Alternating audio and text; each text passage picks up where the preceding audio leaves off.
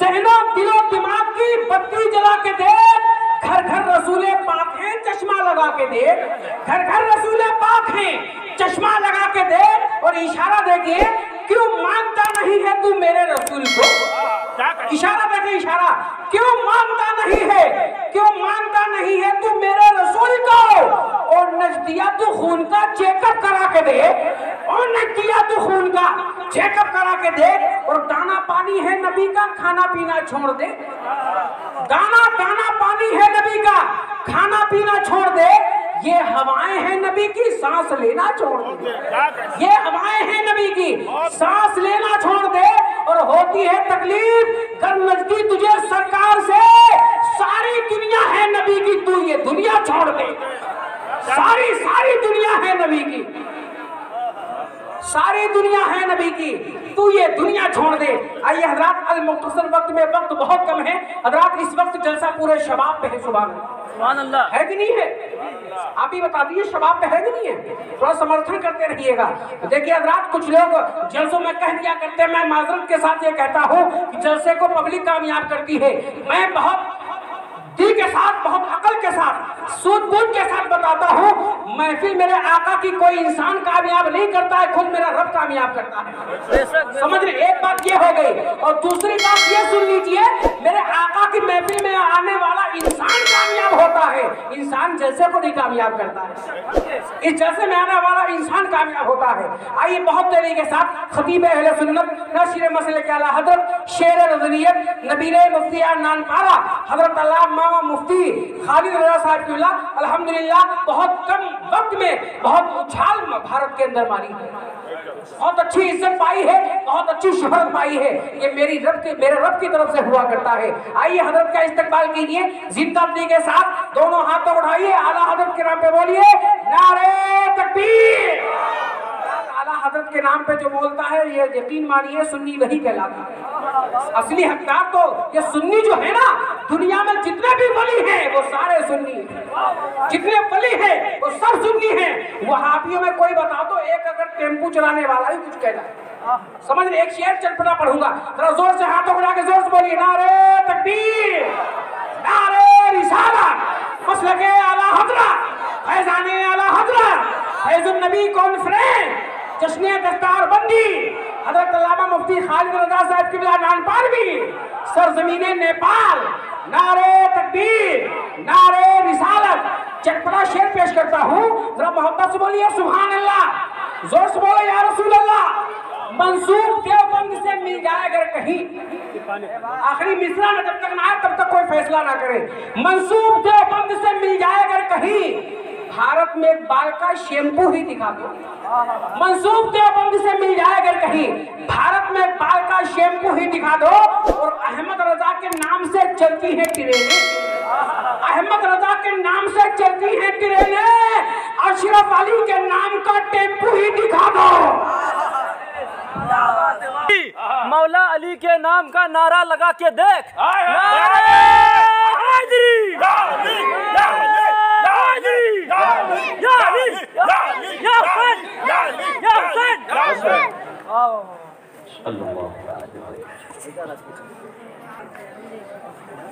Stage پر افروز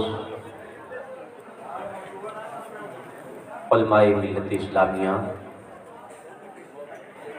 و دیگر سامعین و حاضرین، السلام علیکم ورحمۃ اللہ وبرکاتہ۔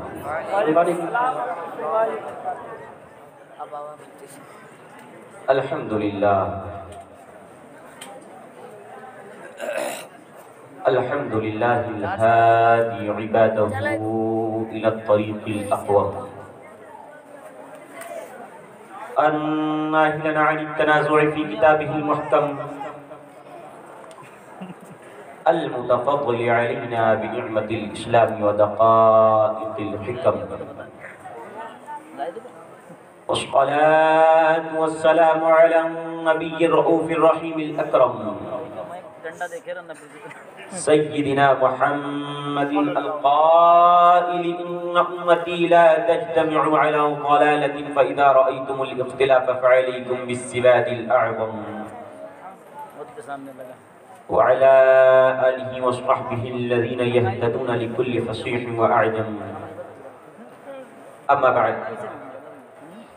فأعوذ بالله من الشيطان الرجيم بسم الله الرحمن الرحيم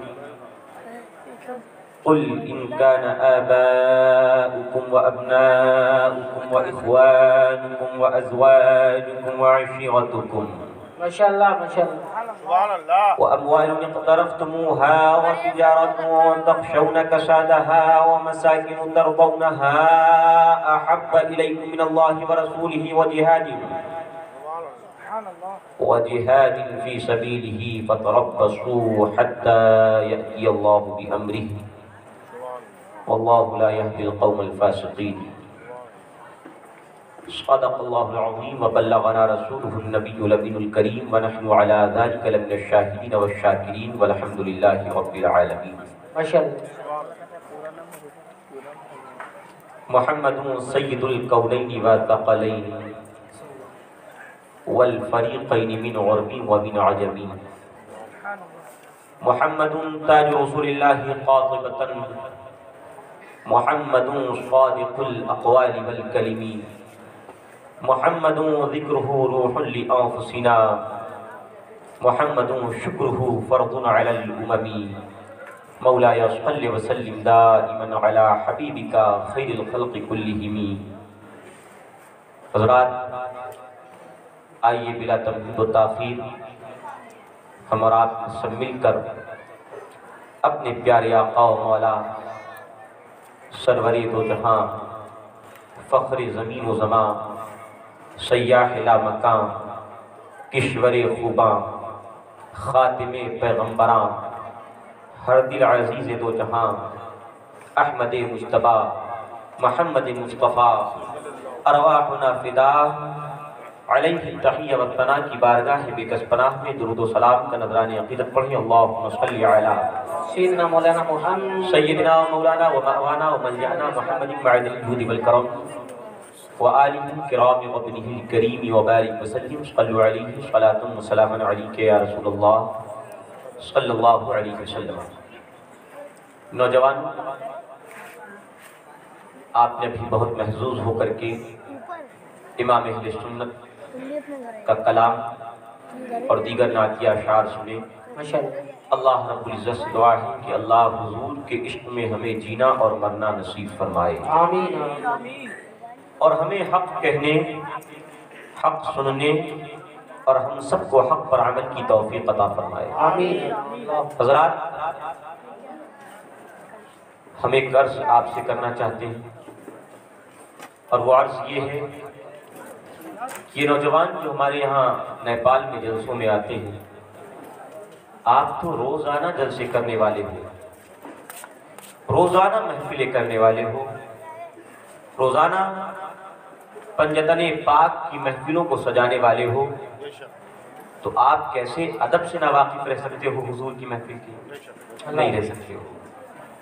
پیارے سنی جوانوں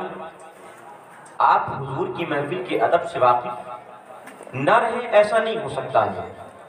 بے شک آپ محفلوں میں آتے ہیں تو حضور کے ذکر کو سننے کا ادب بھی سیکھیں بے شک بے شک اور جب بھی محفلوں میں آیا کریں تو جس طرح آپ 1000 روپے کی شرٹ 2000 کی ٹی شرٹ اور 5000 کا اچھا عمدہ لیدر کا جوتا پہننا نہیں بھولتے ہیں اسی طریقے سے اپنے سروں کو ڈھانکنا بھی حضور کی محفل میں نہ بھولا کریں بے شک کیا بات ہے کیا بات بہت اچھا ہے محفل میں حضور کی محفل میں سر ڈھک کے آیا کریں بہت اچھا پیغام آپ کو معلوم ہونا چاہیے کہ آقا دو جہاں صلی اللہ علیہ وسلم زندگی میں اکثر و بیشتر حضور اکرم صلی اللہ علیہ وسلم اپنا سر مبارک عمامے سے ڈھاکا ہوا کرتے تھے سبحان اللہ اور آپ صلی اللہ علیہ وسلم اس کے نیچے ٹوپی بھی باندھا کرتے تھے جیسا کہ علماء کو معلوم ہے ابو داؤد شریف کی حدیث پاک میں سبحان حضور نے فرمایا ہمارے اور کافروں کے عمامہ اور پگڑی میں فرق یہ ہے کہ کافر پگڑی باندھتا ہے وہ ٹوپی لگا کے نہیں باندھتا ہم ٹوپی لگا کر کے پگڑیاں باندھا کرتے ہیں سبحان اللہ ماشاءاللہ تو ٹوپی آج آپ نے دیکھا ہوگا ایک فرقہ چلا ہے نوجوان فرقہ ہے ہو سکتا ہے اللہ کرے یہاں نہ ہو لیکن ہندوستان کے بہت سے مختلف صوبوں میں مختلف علاقوں میں ہمارے یہاں بھی آ گیا غیر مقلد نام نہاد اہل حدیث کا فرقہ آپ دیکھیں گے انہیں بے سر ڈھانکے ہوئے نماز میں بغیر ٹوپی کے چلے آ رہے ہیں، قرآن کی تلاوت کرنے بغیر ٹوپی کے چلے آ رہے ہیں۔ محفل میں بیٹھیں گے تو ان کی زبان سے سبحان اللہ ماشاء اللہ کی صدا نہیں نکلے گی، ان کا جوکر نائب ہندوستان کا وہ تالیاں بجوائے گا ان سے، لیکن نہیں، تالیاں بجانا تو ہمارے فقہا نے فرمایا یہ نسوانیت کی علامت ہے۔ ہماری زبانیں ذکر خدا و رسول سے تر ہوا کرتی ہیں، سر محفل کے آداب سے واقف ہو کر کے ڈھکے ہوا کرتے ہیں، اور دل نبی کے محبت میں سرشار ہو کر کے جب نبی کا ذکر آتا ہے تو مصطفیٰ پہ درود بھی پڑھا کرتے ہیں۔ ماشاءاللہ نہیں پڑھتے ہیں؟ پڑھتے ہیں۔ اور یاد رکھو مصطفیٰ جان رحمت کی شیدائیوں آقا کریم صلی اللہ علیہ وسلم نے ارشاد فرمایا ما من، یہ بات میں ہر جگہ بیان کرتا ہوں اپنے، کہ ما من مسلم یسلم علی الا رد اللہ علی روحی او کما قال رسول اللہ صلی اللہ علیہ وسلم، رواہ ابو داؤد فی سننہ۔ امام ابو داؤد نے اس حدیث پاک کو اپنی سنن میں روایت فرمایا ما من مسلم، دنیا میں کوئی سلام پڑھنے والا ایسا نہیں ہے۔ کیسا نہیں ہے؟ اب علماء یہ بھی جانتے ہیں، اور یہ قاعدہ میں بارہا بتایا کرتا ہوں، آپ کے ذہن نشین ہو جائے کہ نکرہ جب تحت نفی داخل ہوتا ہے تو عموم کا فائدہ دیتا ہے۔ مطلب یہ ہوا ما من مسلم، ابے دنیا کا کہیں بھی کوئی سلام پڑھنے والا، کہیں سے بھی سلام پڑھنے والا، کدھر سے بھی سلام پڑھنے والا، ہندوستان میں رہ کے سلام پڑھے، پاکستان میں رہ کے سلام پڑھے، نیپال میں رہ کے سلام پڑھے، یا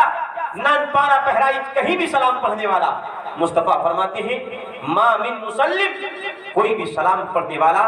میری بارگاہ میں جب سلام پڑھتا ہے تو میری روحانیت اللہ کے دربار میں حاضر ہوتی ہے، تو اللہ میری روحانیت کو میرے اس غلام کی جانب متوجہ فرما دیتا ہے، اور میں اس غلام کے سلام کو سنتا بھی ہوں، اور مدینہ طیبہ میں حاضر رہ کر کے وہیں سے جواب بھی عطا کرتا ہوں اپنے غلام کے سلام کا۔ اور یاد رکھو سنیوں، مصطفیٰ سلام کا جواب دیتے ہیں، یقیناً مصطفیٰ سلام کا جواب دیتے ہیں، مگر کیا ہی پیاری بات، ہندوستان میں باضابطہ طور پر سب سے پہلے علم حدیث کی خدمت انجام دینے والے سیدنا شیخ عبدالحق محدث دہلوی اپنی کتاب اشیاۃ اللمعات فی شرح مشکات میں لکھتے ہیں، اس حدیث کے تحت فرماتے ہیں آقا ہم غلاموں کا کام کیا ہے؟ مصطفیٰ صبح بھی آپ پر درود پڑھیں گے، آقا شام بھی آپ پر درود پڑھیں گے، چلتے پھرتے آپ پر درود پڑھیں گے، سوتے جاگتے آپ پر درود پڑھیں گے، اٹھتے بیٹھتے آپ پر درود پڑھیں گے، آقا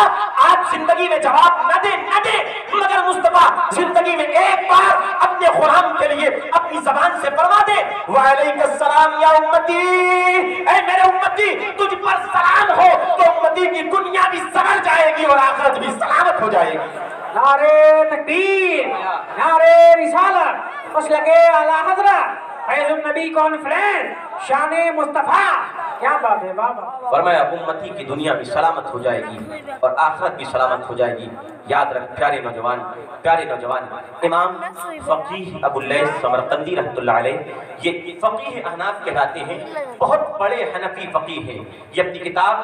ذکرار الذاکرین تنبیہ الغافلین میں ارشاد فرماتے ہیں، ایک واقعہ کتاب الصلاۃ علی النبی صلی اللہ علیہ وبارک وسلم میں نقل فرماتے ہیں۔ کیا فرماتے ہیں؟ فرماتے سنو، میں خانہ کعبہ کا حج کرنے جاتا ہوں، میں دیکھتا ہوں ایک بندہ ہے جو خانہ کعبہ کا طواف کر رہا ہے، اور طواف کرتے کرتے ہر قدم پہ مصطفیٰ پہ درود پڑھتا ہے، ہر قدم پہ نبی پہ درود پڑھتا ہے، ہر قدم پہ مصطفیٰ جان رحمت پہ صلاۃ و سلام کی ڈالیاں پیش کرتا ہے، ہر قدم پہ آقا کریم الاسلام کی بارگاہ میں درود و سلام کی نذرانے پیش کرتا ہے۔ وہ پیارے امام فقیہ ابو اللیث سفیان سمرقندی کہتے ہیں، امام سفیان ثوری نے جب دیکھا وہ بندہ ہر قدم پہ نبی پہ درود پڑھ رہا ہے تو امام سفیان ثوری پوچھتے ہیں، اے سفیان، اے بندے، آخر لوگ حج کرنے آتے ہیں، خانہ کعبہ کی زیارت کرنے آتے ہیں تو لوگ تو درود نہیں پڑھتے ہیں بلکہ یہ دعا پڑھتے ہیں، لبیک اللہم لبیک لا شریک لک لبیک ان الحمد والنعمت لک والملک لا شریک لک لبیک لبیک اللہم لبیک۔ امام فقیہ ابو اللیث سمرقندی کہتے ہیں، امام سفیان ثوری نے پوچھا آپ یہ دعا نہیں پڑھتے ہیں، نبی پہ درود پڑھتے ہیں، آخر ایسا کیوں کرتے ہیں؟ وہ بندہ کہتا ہے، امام سفیان ثوری آپ یہ بتائیے، آپ ایسا کیوں پوچھتے ہیں، بتائیے واقعہ کیا ہے؟ وہ کہتے ہیں ارے بتا تو حقیقت کیا ہے؟ اس واقعے کا پس منظر کیا ہے؟ وہ کہتے ہیں سنو، جب میں گھر سے نکلا تھا اپنے ساتھ اپنے باپ کو لے کر کے حج کرنے نکلا تھا، تنہا نہ چلا تھا، ساتھ میں باپ بھی تھا، باپ کو ساتھ میں لے کر کے حج کرنے چلا تھا۔ جب میں حج کرنے چلا راستے میں میرا باپ بیمار ہوتا ہے، بیماری اتنی پڑتی ہے، اتنی پڑتی ہے، اتنی پڑتی ہے کہ باپ بیماری کے عالم میں بستر موت سے جا لگتا ہے، باپ بستر عالم پہ ہے، آج موت آنی ہے کہ کل موت آنی ہے، باپ موت کا انتظار کر رہا ہے۔ یکا یک کیا ہوتا ہے، ایک رات میرے باپ کو موت آ جاتی ہے۔ میں نے کیا دیکھا، میرے باپ کا چہرہ کالا پڑ گیا ہے، میرے باپ کا چہرہ سیاہ پڑ گیا ہے، میرے باپ کا چہرہ نورانیت، میرے باپ کے چہرے کی نورانیت ختم ہو گئی ہے۔ میں نے دیکھا، میں رونے لگا، یا اللہ میرا باپ تیری راہ میں نکلا تھا، تیری بارگاہ میں حج کرنے نکلا تھا، تیرے کعبے کا طواف کرنے نکلا تھا، مدینہ طیبہ کی زیارت کرنے نکلا تھا۔ میرے باپ کے ساتھ کیا ہوا کہ یکا یک میری آنکھ لگتی ہے، غنود کی تاری ہوتی ہے۔ میں نے دیکھا خواب میں ایک اجلے کپڑے والے تشریف لا رہے ہیں، ایک روشن چہرے والے تشریف لا رہے ہیں، ایک سرمدی آنکھیں والے تشریف لا رہے ہیں، ایک گھنگری والے بال والے تشریف لا رہے ہیں۔ جب وہ آتے ہیں میرے باپ کے چہرے سے پردہ ہٹاتے ہیں، باپ کے چہرے پہ اپنا ہاتھ پھیرتے ہیں، باپ کا کالا چہرہ روشن ہو جاتا ہے، باپ کا چہرہ چمک اٹھتا ہے۔ جب جانے لگتے ہیں میں نے پوچھا، اے پیارے شخص آپ بتائیے آپ ہے کون، آپ نے میرے باپ پہ یہ احسان کیوں کیا ہے؟ وہ فرماتے ہیں ارے تجھے نہیں معلوم کہ یہ احسان کیوں کیا ہے؟ ارے تو نہیں جانتا میں کون ہوں؟ سن لے، اگر تو نہیں جانتا تو سن لے، میں ہی تو مدینے والا آقا ہوں، میں ہی تو محمد عربی ہوں، میں ہی تو مدنی تاجدار و سرکار ہوں۔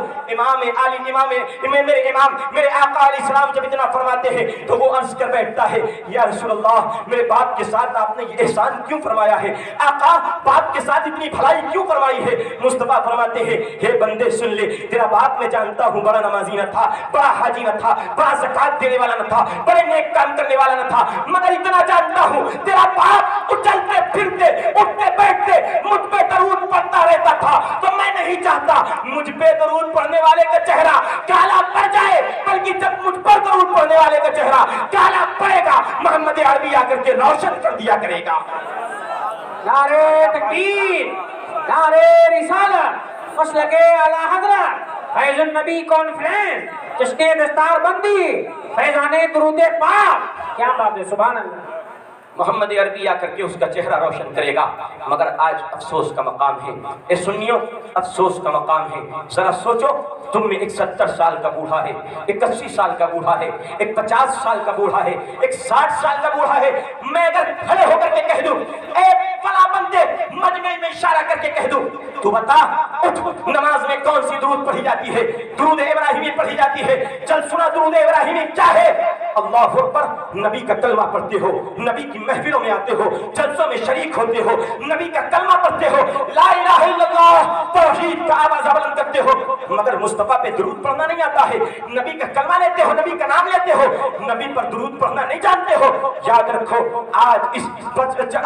مدرسہ جامع ضیاء النبی سے یہ پیغام لے کر کے جائیے کہ سب سے چھوٹی درود وہ کون سی ہے؟ جو درود ہم اپنی زبان پہ ورد زبان رکھیں گے، جس درود کو اپنا شعار زندگی بنائیں گے، وہ درود یہ ہے، جب بھی نبی کا نام سنو پڑھو صلی اللہ علیہ وسلم، پڑھیے صلی اللہ علیہ وسلم، صلی اللہ علیہ وسلم، صلی اللہ علیہ وسلم، یہ سب سے چھوٹی درود ہے۔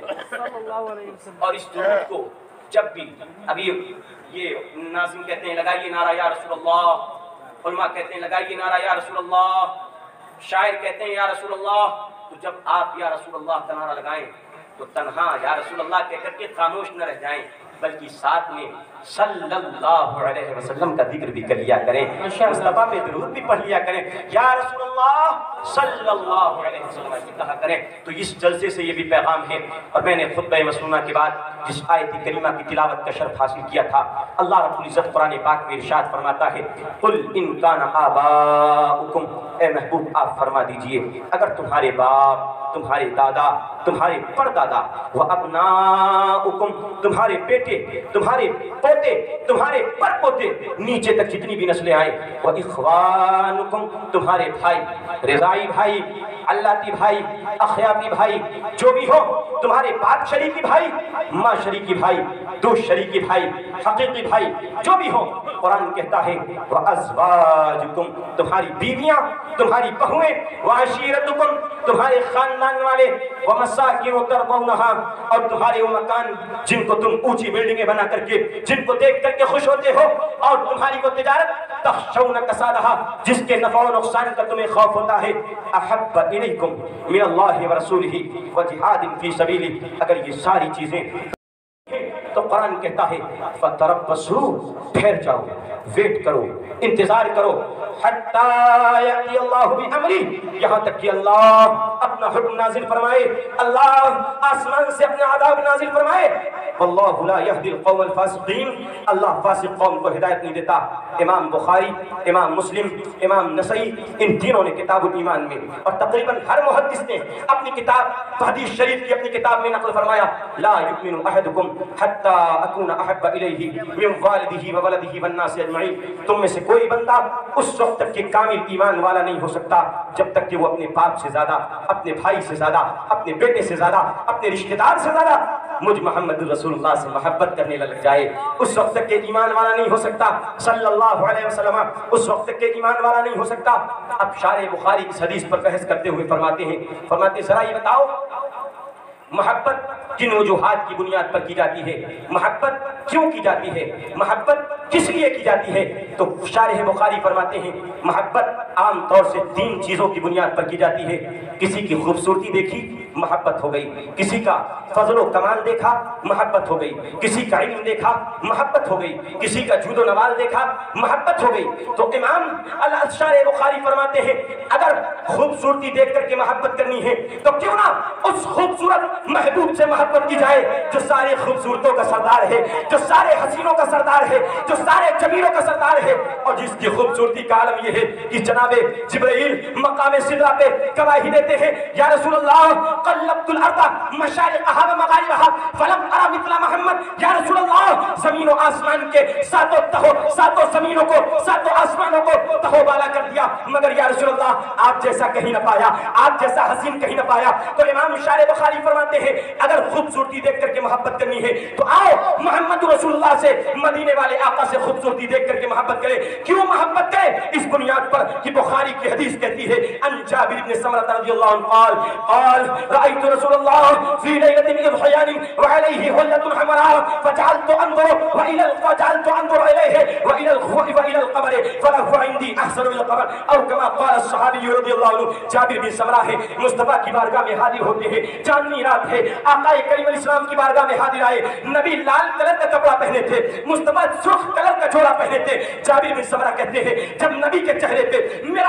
جب میری نگاہ پڑی، اول نگاہ چاندنی رات میں مصطفیٰ کے چہرے پہ پڑی تو نبی کے چہرے پہ ایک نظر پڑتی ہے، پھر نظریں اٹھتی ہے چاند پہ جاتی ہے، پھر نظریں اٹھتی ہے مصطفیٰ کے چہرے پہ پڑتی ہے، پھر نظریں اٹھتی ہے چاند پہ جاتی ہے۔ تو جابر بن سمرہ کہتے ہیں اللہ کی قسم ایسا لگتا تھا چاند کو بھی جو خوبصورتی ملی ہے وہ بھی مصطفیٰ کا صدقہ ملی ہے، چاند میں جو حسن آیا ہے وہ چاند کا حسن مصطفیٰ کے حسن کے آگے پھیکا نظر آ رہا تھا، اور مصطفیٰ 14ویں چاند سے بھی زیادہ حسین و جمیل نظر آ رہے تھے۔ سبحان اللہ سبحان اللہ،